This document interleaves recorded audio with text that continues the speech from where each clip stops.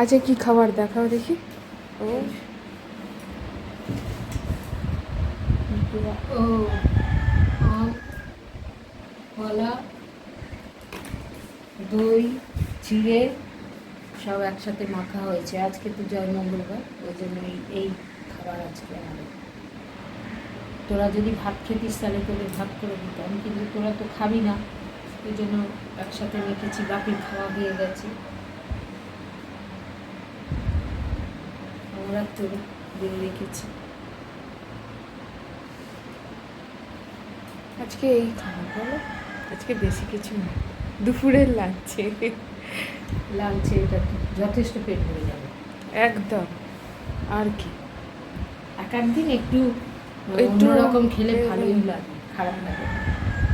রোজই তো ভাত তরকারি মাছ সব খাচ্ছি।